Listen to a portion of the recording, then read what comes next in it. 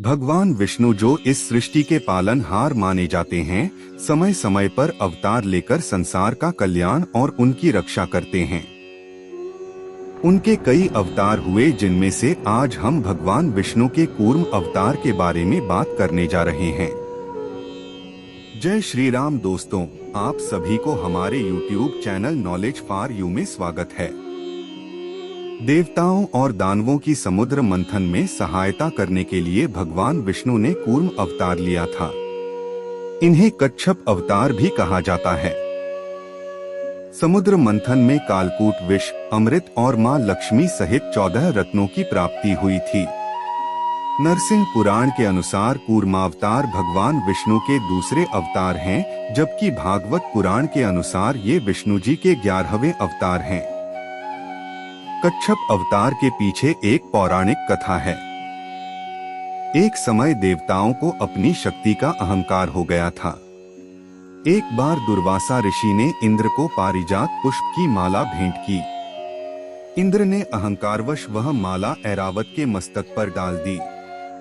यह देख ऋषि दुर्वासा को इंद्र पर क्रोध आ गया और उन्होंने उन्हें श्रीहीन हो जाने का श्राप दे दिया। श्राप के प्रभाव से लक्ष्मी सागर में लुप्त हो गईं। इससे सुरसुर लोक का सारा वैभव नष्ट हो गया। इसी श्राप के परिणाम स्वरूप दैत्यों से युद्ध करते समय देवताओं की शक्ति कम होने लगी। शक्तिहीनता का लाभ उठाते हुए दैत्यों ने देवराज इंद्र को चुटकियों में पराजित कर डाला। इस तरह अब सभी दैत्यों दानवों का तीनों लोकों पर राज हो गया। शक्तिहीन हुए सभी देव भय की अवस्था में भगवान विष्णु के पास पहुँचे और उनसे उपाय पूछा। भगवान विष्णु ने समुद्र मंथन का उपाय सुझाया। अभी अभी सतयुग की शुरुआत हुई थी। पृथ्वी को प्रलय झेले हुए कुछ ही समय बीता था और सभी बहुमूल्य रत्न प्रलय के कारण समुद्र में गिर गए थे। ऐसे में समुद्र मंथन का विष्णु जी का सुझाव सबसे सही था। समुद्र मंथन का कार्य करना अकेले देवताओं के बस में नहीं था, इसलिए दैत्यों को साथ में लाना एक मजबूरी थी। विष्णु जी ने बताया था कि समुद्र मंथन से अमृत निकलेगा, जिसका पान कर सभी देवता अमर हो जाएंगे। इस तरह वे फिर से शक्तिशाली हो जाएंगे और पुरानी अवस्था में लौट आएंगे। इंद्र असुरों के राजा बलि के पास पहुँचे और समुद्र मंथन के कार्य में सहयोग मांगा। असुर राज बलि इसके लिए तैयार हो गए। अब समुद्र मंथन का कार्य आरंभ हुआ, जिसके लिए विशाल मदारी की आवश्यकता थी, जिससे समुद्र को मथा जा सके। इसके लिए विष्णु जी ने अपने सुदर्शन चक्र की मदद से मंदार पर्वत को काटकर समुद्र में रखा।